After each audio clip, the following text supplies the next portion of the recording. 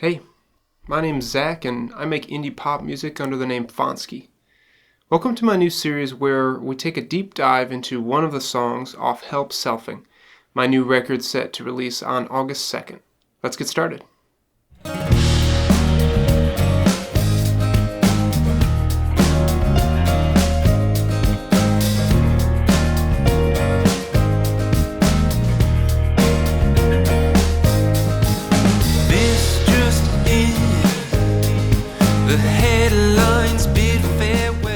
So starting June 14th, every Friday, I'm going to release one song off of Help Selfing, culminating in the full release on August 2nd. Each of those singles will be accompanied by a video like the one you're watching today, going into more detail about the background of the song.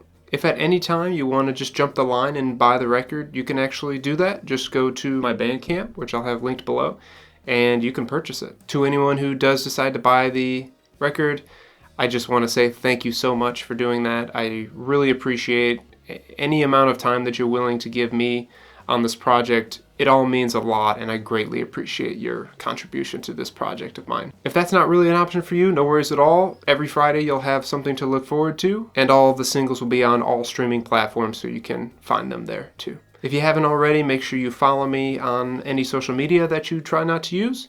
And I think that's it, so let's get started. Hey, welcome back.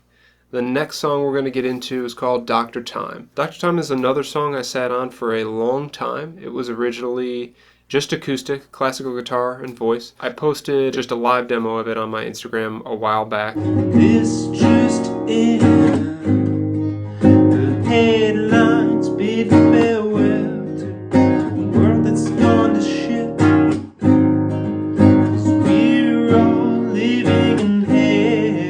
Just don't get me started. I couldn't care less. Why does everything need to be a problem? And the meaning behind this song really has to do with the general feeling I think we all experience with the news cycle or social media. We are constantly bombarded with information, and it makes me feel oftentimes that the world, tomorrow is going to end as we know it. It's just constant. It's the news cycle, right? It's social media. It's all just bad all the time. This is basically a song about that. I was really fortunate again to get some of my good friends on this track. Patrick and Andrew are my go-to for bass and drums. In addition to them, we had a good friend of mine, Louis Heeman, who played piano. When you're not a good piano player, like I am not, it's really nice to have such talented friends who can fill in on this. And I think Louis' piano definitely makes the song what it is when it drops into that first verse. There's just something so freeing about that beat dropping and the piano chords going on top. This song is definitely an homage to Karma Police by Radiohead, obviously, just in the way that it grooves, I would say, in terms of, and maybe also its instrumentation. I've always wanted to write a song that just sets you up and then just puts you right into it. And I feel like this is a good example of that, or a good attempt at that, at least. Dr. Time's form is pretty standard, I would say. It's, verse, chorus, bridge, verse, chorus. Not too experimental as far as the big picture. Of course, it gets a little weird on the bridge, which is one of my favorite things to do, if you haven't noticed. But we'll get into that later. So we recorded Dr. Time a couple different places. The vast majority of everything I put on it was done in my home studio, but the drums and the bass were recorded at Deadbird Recording Studios with Dave. I know I've said it before, maybe not on these videos, but in other social media posts, but Dave is just the best, and his studio is fantastic. We had a wonderful time there working on this song and many of the songs on this record. And Louis and I got together one-on-one just to track his stuff as well. And one thing I really like about Louis' performance on this is I'm not the kind of artist who's going to give you sheet music. That's not really how I work. I'm very much the kind of musician who's just going to play you the song and explain the feeling and the vibe of it. And Louis picked up on that almost immediately, and with just a little bit of guidance, or at least a little bit of a conversation about what I was expecting. We were able to land on something pretty darn quick, and it really made the song. I wish I was a better piano player. I wish I could play piano in general, but it'd be nice to be better at it, I guess.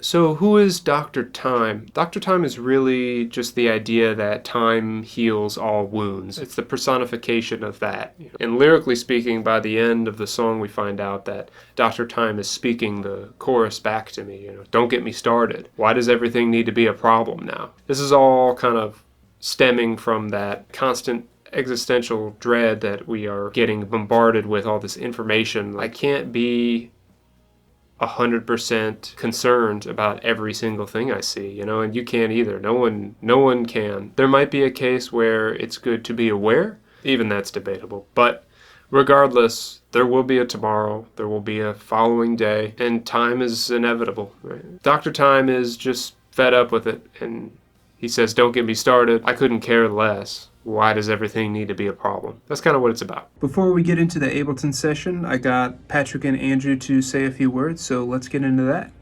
I'm Patrick Denny, and I recorded bass on Dr. Time. My name is Andrew Sears. I play drums on Dr. Time. Musically, Dr. Time was a really fun track to record. It relies so heavily on groove. I think that one of the reasons Zach wanted Andrew and I was because the two of us can really anticipate what the other one's going to do. We've been playing music together as a rhythm section for over 10 years now. Knowing somebody so well on that rhythmic level is really important in a track like Dr. Time. For this track, the influences I pulled in were Radiohead and Grizzly Bear. Both of those bands are huge influences to me as a drummer, and I know to Zach as a songwriter. So I tried to bring as much of those two drumming styles into this track as I could. The day of recording was just fun too. We kind of employed some different ideas. This is a song that the three of us lined up and did snare rolls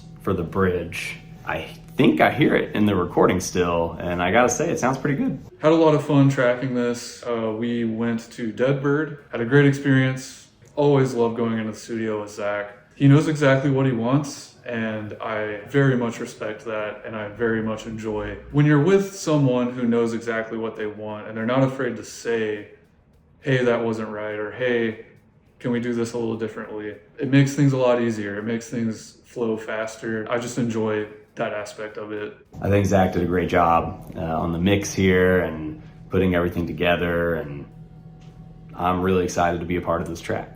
It was such a great experience tracking this song in the studio, and I really hope you guys enjoy it as much as we had fun making it. All right, so I got the Ableton session file pulled up, and let's get into maybe three of my favorite parts of this song. I've already kind of talked a lot about it. I love how the intro moves into the first verse. I think it's just so effective. It just drops, and I love it. This song, as I said before, started off exclusively acoustic, but I always had this idea of it being more fleshed out with all of the instrumentation. This is that essentially happening, so just a little taste of the beginning of it. It's not about you. Why does everything need to be a problem now?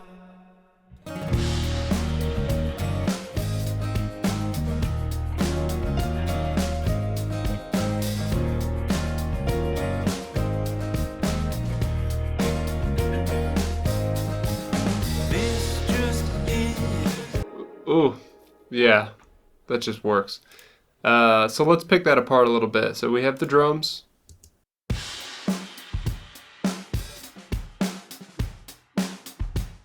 And funny enough, doesn't actually look like I did anything to adjust the timing, which I think was a good idea. And you throw the bass on top of that.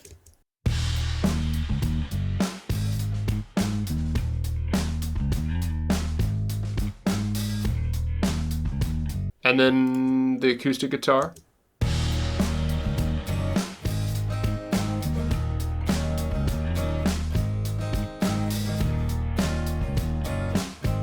And then we have the piano. I'll just solo that for now.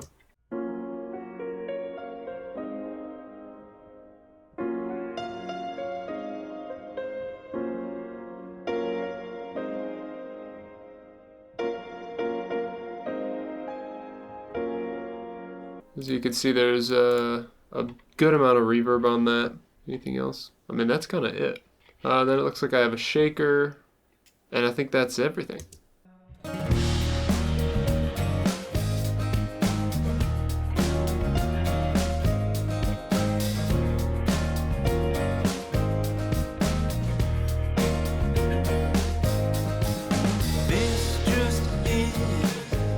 The next thing I want to look at is the bridge.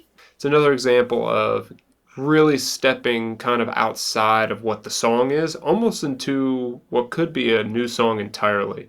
It's just a different space.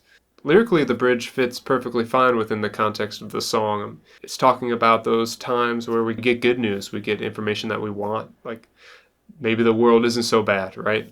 So let's get into what that sounds like, though. So we have a couple different layers here. Obviously, we have the vocals, we have acoustic guitar, we've got drums and bass, and then we also, in the studio, did some marching snares with me, Patrick, and Andrew playing at the same time to kind of give the snares a little bit more. As the song kind of progressed, I had to adjust those a little bit. But those are all the pieces. First, let's look at the acoustic guitar, bass, and drums.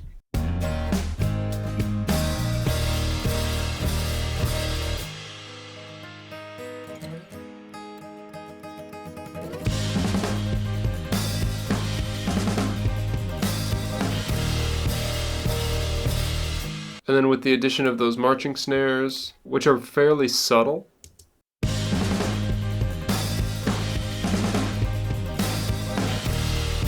Another couple things in the background are synthesizers and kind of an epic guitar tone, just kind of filling out some of the melody.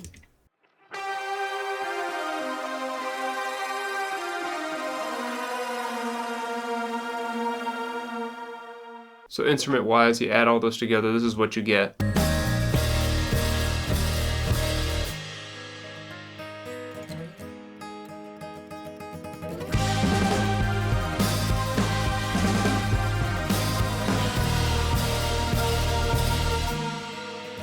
And now we get to the vocals. So the vocals, like I said earlier, it's another example of me putting lots and lots of layers, lots of harmonies on top of harmonies to kind of elicit kind of a crazy, larger-than-life sound.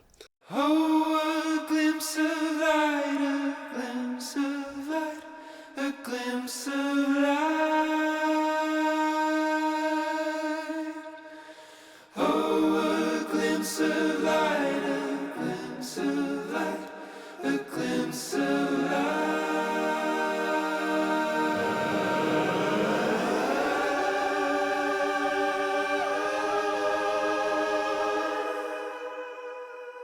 I think I kind of took inspiration from Jacob Collier on this one in particular. In his new record, he did a lot of work with the crowds that came to his concerts, getting them all to sing certain notes or to swell certain notes, and then he put them on the record, and it sounds awesome. But this is kind of my, DIY version of that. And as you can see, yeah, there's lots of them. But you solo them sound like this.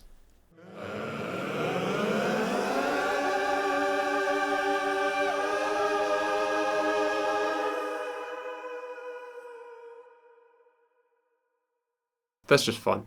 So collectively, all together, sounds like this.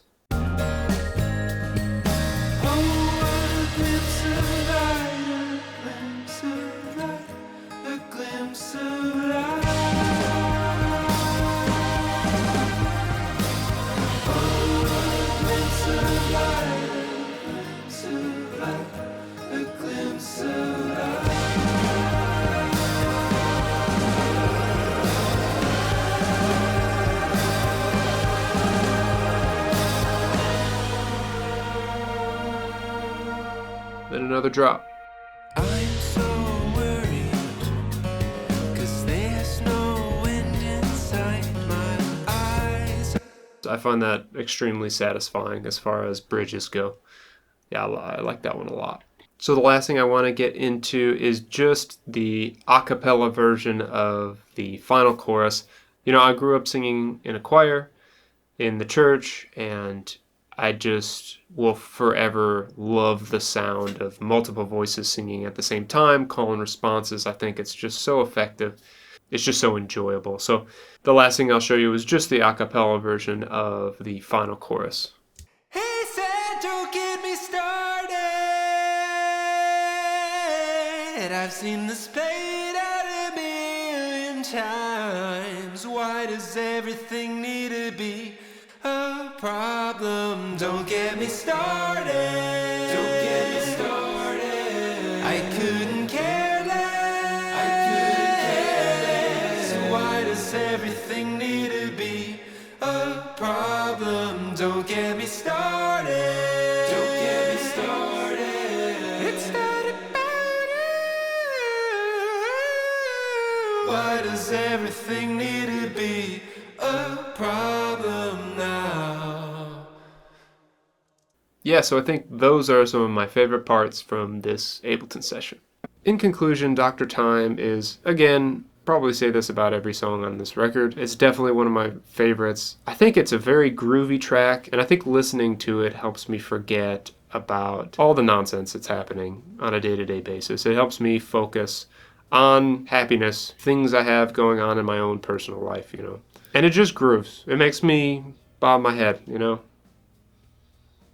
I like it. I think it's cool. Once again, thank you for watching. If you do want to buy the record, you can go over to my Bandcamp. It's up there right now. Follow me if you'd like on any of the social media platforms. And I can't say it enough, thank you so much for being here. And have a wonderful weekend.